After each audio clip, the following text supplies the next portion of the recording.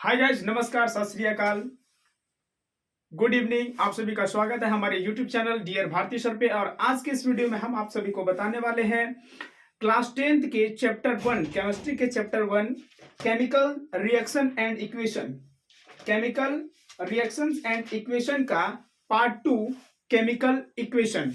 बस इस पॉइंट को समझने के लिए आप इस वीडियो के लास्ट तक हमारे साथ बने रहिए और वीडियो को लाइक और सब्सक्राइब करना और शेयर करना ना भूलें। चलिए आइए शुरुआत करते हैं केमिकल इक्वेशंस। ठीक है, जैसा कि हमारा हेडिंग है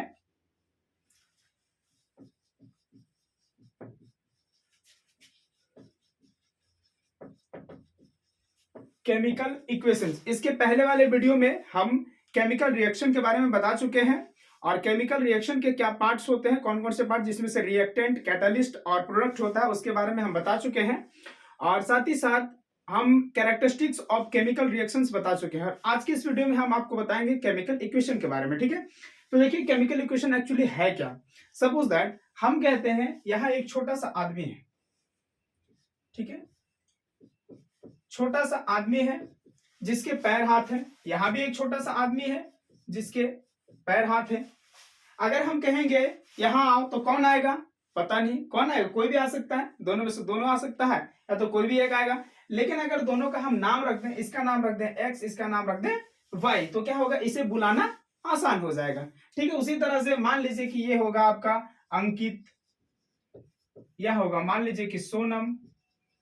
ठीक है, तो क्या है ना, इसका एक नाम है, इसके नाम से इसकी पहचान है। ठीक है, तो इसी तरह से जितने भी तत्व हैं, जितने भी तत्वों की खोज हुई, करीबन 200 कुछ तत्वों की खोज हुई है और सभी तत्वों का अपना एक नाम है। और वो सभी नाम जो है उन तत्वों के पाए जाने वाले स्थान या तो फिर उसे खोजने वाले जो खोज करता है, जो केमिस्ट है, जो उसको खोजा है, उसके नाम के आधार पर या उसके रंग के आधार पर रखा है, जिसके बारे में आप क्लास 9th में ही पढ़ चुके हैं। ठीक है, जैसे कि आप देखे होंगे हाइड्रोजन।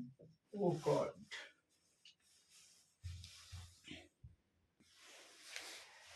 जैसे कि आप देखे होंगे हाइड्रोजन। ठीक है, क्या हाइड्रोजन, तो हाइड्रोजन को जो है वो H से डिनोट किया जाता है, H से। ठीक है, तो हाइड्रोजन को H से, और ऐसे बहुत सारे तत्व हैं। जैसे कि अगर हम बात करेंगे ऑक्सीजन, ठीक है, ऑक्सीजन, तो ऑक्सीजन को हम O से डिनोट करते हैं। उसी तरह से कैल्शियम है आपका, तो कैल्शियम को हम Ca से डिनोट करते हैं। तो ये जो है वो अलग अलग तत्वों के जो नाम है, इसका नामकरण करने के लिए आप क्लास 9 में ही सीख चुके होंगे, जो कि उसके पाए जाने वाले स्थान, उसे खोजने वाले के नाम या तो उसके रंग के आधार पर निर्धारित किया जाता है। तो हम आपके इस वीडियो में उन चीजों को नहीं, आज सिर्फ हम केमिकल रिएक्शन के बारे को, सॉरी, केमिकल इक्वेशन के बारे में फोकस करेंगे। केमिकल इक्वेशन होता क्या है, जैसे कि, तो सीधे तौर पर अगर हम बात करें, इससे पहले हम आपको एक एग्जांपल देना चाहेंगे और उस एग्जांपल के बाद इसको हम आपको समझाना चाहेंगे। जैसे हम एक एग्जांपल लेते हैं कि जिंक है। ठीक है, सपोज दैट ये जिंक है। जिंक अभिक्रिया करता है सल्फ्यूरिक एसिड के साथ, सल्फ्यूरिक एसिड के साथ, तो ये बनता है जिंक सल्फेट। तो यहां बनता है जिंक सल्फेट और साथ ही साथ बनता है हाइड्रोजन। ठीक है, जिंक सल्फेट और हाइड्रोजन। तो क्या है, मान लीजिए कि यह है राम और यह है घनश्याम। ठीक है, राम और घनश्याम आपस में लड़े, तो वहां तीसरा आदमी आ गया और वो तीसरे रूप में जिंक सल्फेट के रूप में आ गया और वहां एक वकालत हुआ जिसमें से एक वकील भी आया, हाइड्रोजन भी। ठीक है, तो इस तरह से हम देख रहे हैं। तो क्या है ना कि इसको बार बार इतना लंबा नाम लिखने के लिए कि जिंक लिखें, सल्फ्यूरिक एसिड लिखें, जिंक सल्फेट लिखें या हाइड्रोजन लिखें, तो इतना बड़ा बड़ा नाम नहीं लिखने के लिए, इसके बार बार रिपीट करने से बचने के लिए इसके सैंबल का निर्माण किया गया, इसके सैंबल का खोज किया गया। ठीक है, तो जैसा हम देखते हैं कि जिंक का जो सैंबल है, जिंक का जो सैंबल है वो होता है जड़े, और सल्फ्यूरिक एसिड का जो फॉर्मूला होता है, फॉर्मूला यानी कि chemical formula, C for chemical, chemical formula होता है आपका H2SO4। ठीक है, जब ये रिएक्शन करता है, जब जिंक और सल्फ्यूरिक एसिड आपस में रिएक्शन करता है, तब तो आपका बनता है जिंक सल्फेट यानी ZnSO4, और साथ ही साथ आपका हाइड्रोजन बाहर आता है। ठीक है, तो हम देखें कि हाइड्रोजन का सिंबल है H2 जिंक सल्फेट का फॉर्मूला है Zn-SO4, सल्फ्यूरिक एसिड का फॉर्मूला है H2SO4 और जिंक का सिंबल है Zn। ठीक है, तो बस आप समझ गए होंगे कि किसी भी, ये क्या है आपका केमिकल रिएक्शन है, C for chemical, R for reaction. ठीक है, और ये क्या है, C for chemical, E for equation. ये है केमिकल रिएक्शन और ये है केमिकल इक्वेशन। बस, तो I think you understood this way कि आप किसी भी रासायनिक अभिक्रिया को, यानी वह मेथड, वह तरीका जिस तरीके से किसी भी रासायनिक अभिक्रिया को उसके सैंपल के रूप में डिनोट किया जाए, उसके सैंपल के रूप में दर्शाया जाए, तो उसे ही हम कहेंगे केमिकल इक्वेशन। अगर हम इसे इंग्लिश में चाहें तो इसका हम डेफिनेशन लिख रहे हैं कि the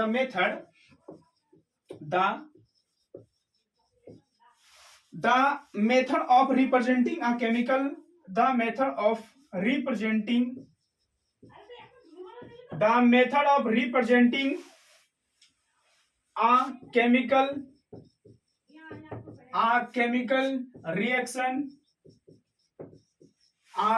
reaction with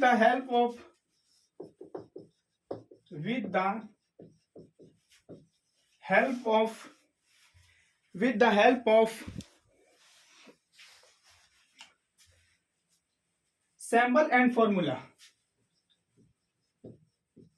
symbol and formula, okay, clear?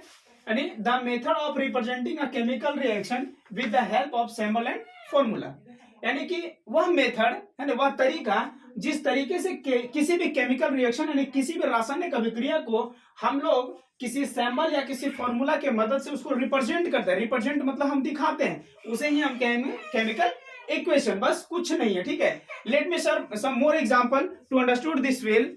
हम कुछ उदाहरण लेते हैं ताकि इसे हम और बेहतर तरीके से समझ। तो आइए कुछ हम और एग्जाम्पल लेते हैं इसे बेहतर तरीके से समझने के लिए। बस हमको लगता है कि इस एग्जाम्पल के द्वारा आप केमिकल इक्वेशन सीख गए होंगे, ठीक है।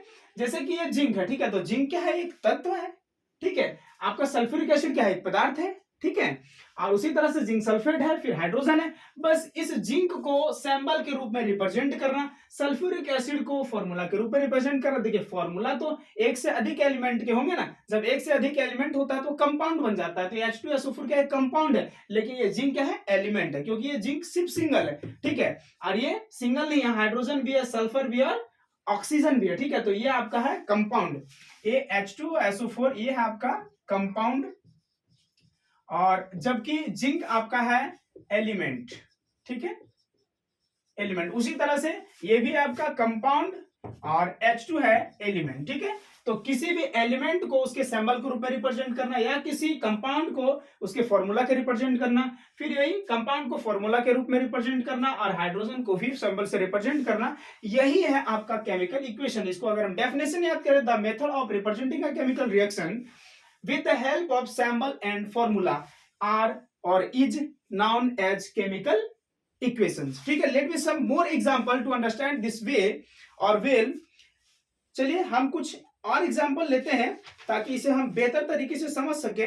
और भी जैसे कि मान लीजिए कि ये है आपका hydrogen, suppose that this is hydrogen, suppose that क्या, ये तो हाइड्रोजन है ही। हाइड्रोजन जब ऑक्सीजन के साथ रिएक्शन करता है, then it's form water। if hydrogen react with oxygen then it form water। देखिए तो हाइड्रोजन, जब हम इसे हाइड्रोजन को कहीं लिखते हैं तो हाइड्रोजन क्या बहुत लंबा है, ठीक है। तो बहुत लंबा है तो इसे लिखने में हो सकता है कि ज्यादा टाइम लगे, ज्यादा वक्त लगे, हमारा ज्यादा टाइम इन्वेस्ट हो, ज्यादा टाइम वेस्ट हो। इसके लिए हम क्या करें, इस हाइड्रोजन का एक सिंबल बनाया गया, ठीक है। और हाइड्रोजन का सिंबल जैसे आपको पता है ये होता है H, ठीक है। हाइड्रोजन का सिंबल क्या होता है, H, और ऑक्सीजन का सिंबल होता है O, ठीक है।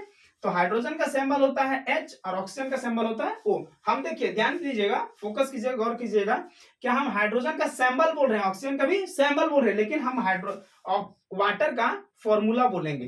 क्यों बोल रहे हैं फॉर्मूला, क्योंकि यहाँ एक से अधिक एलिमेंट है और ये क्या है आपका कंपाउंड है, ठीक है। ये कोई एलिमेंट है, ये कंपाउंड है। कंपाउंड का फॉर्मूला होता है, एलिमेंट का सिंबल होता है, ठीक है। तो हम हाइड्रोजन का सिंबल लिखे, ऑक्सीजन का सिंबल लिखा, ये आपका वाटर का सिंबल है, ठीक है। तो देखिए हाइड्रोजन जो कि एक एलिमेंट है, ठीक है, इसको सिंबल के रूप में रिप्रेजेंट किए। ऑक्सीजन ये भी एक एलिमेंट है, इसको भी हम सिंबल के रूप में रिप्रेजेंट किए। वाटर जो कि एक कंपाउंड है, इसको हम फॉर्मूला के रूप में रिप्रेजेंट किए। बस यही तो है केमिकल इक्वेशन, यही तो है केमिकल इक्वेशन, ठीक है। देखिए अब यहाँ क्या है कि आप कहीं भी रिएक्शन देखेंगे इस तरह के, तो यहाँ आपको H2 नजर आएगा, यहाँ आपका O2 नजर आएगा, ठीक है। तो ये क्यों आया, जबकि हम जानते हैं हाइड्रोजन का सिंबल होता है H, ऑक्सीजन का सिंबल होता है वो, तो ये फिर O2 और H2 क्यों आया? तो देखिए इस पर एक रूल है ना, law of conservation of mass, law of conservation of mass, द्रव्यमान संरक्षण के नियम, law of conservation of mass, द्रव्यमान संरक्षण के नियम। तो ये द्रव्यमान संरक्षण नियम क्या कहता है हमें, ये हम आपको बताएंगे अगले वीडियो में, लेकिन आज सिर्फ हम आपको बता रहे हैं केमिकल इक्वेशन। तो आई होप कि आपको केमिकल इक्वेशन समझ में आ गया होगा। अगर नहीं आया तो हम लास्टली एक और एग्जांपल लेते हैं, बहुत ही इजी तरीके से आपको बताते हैं। जैसे कि ये है एक व्यक्ति, इसका नाम कुछ नहीं पता, ये भी है एक व्यक्ति, इसका नाम हमें कुछ नहीं पता, या तो फिर ये एक पदार्थ है, इसका भी नाम नहीं जानते, ये भी एक पदार्थ है, इसका भी हम नाम नहीं जानते हैं, और ये भी एक पदार्थ है, इसका भी नाम हम नहीं जानते हैं, ठीक है। तो इन किसी भी पदार्थ का हम नाम नहीं जानते हैं, ठीक है। तो हम क्या कर रहे हैं कि मान लीजिए कि इसका नाम हमें पता चल गया कि यह है कार्बन, क्या है, कार्बन, ठीक है। और मान लीजिए कि ये पदार्थ का भी नाम पता चल गया, ये है आपका ऑक्सीजन, ठीक है।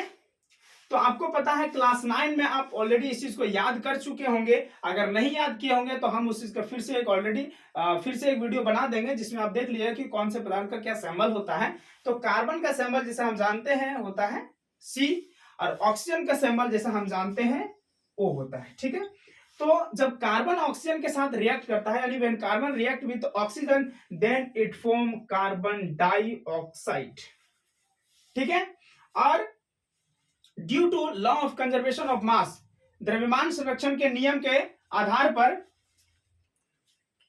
द्रव्यमान संरक्षण नियम के आधार पर हम क्या है, यहां देखिए यहां 2 ऑक्सीजन है, यहां 1 ऑक्सीजन है, यहाँ एक कार्बन है, यहाँ एक कार्बन सही है, लेकिन यहाँ 2 ऑक्सीजन है, यहाँ 1 ऑक्सीजन है, जबकि ऐसा होना नहीं चाहिए, क्योंकि लॉ ऑफ कंजर्वेशन कहता है कि during any chemical reaction we can not generate the mass of any reactant और nor generate the mass of any product, यानी कि ना ही हम किसी अभिकारक के द्रव्यमान को बना सकते हैं, और ना ही किसी उत्पाद के द्रव्यमान को बना सकते हैं, और ना ही हम इसका डिकम्पोज कर सकते हैं, यानी उसका हम विनाश भी नहीं कर सकते। चलिए हम इसको अगले वीडियो में बताएंगे, लेकिन अभी आप इतना जानिए कि यह है कार्बन और यह है ऑक्सीजन, ठीक है, और यह है आपका कार्बन डाइऑक्साइड। तो क्या है कि हम लिखते हैं कार्बन डाइऑक्साइड, देखिए कितना बड़ा है कार्बन डाइऑक्साइड, इतना बड़ा। तो ये इतना बड़ा कार्बन लिखने से बढ़िया है कि हम C लिख दें, ऑक्सीजन इतना बड़ा बढ़िया से लिखना है, इतना बड़ा लिखने से बढ़िया है ना कि हम O लिख दें, इतना बड़ा कार्बन डाइऑक्साइड लिखने से बढ़िया है ना कि CO2 लिख दें।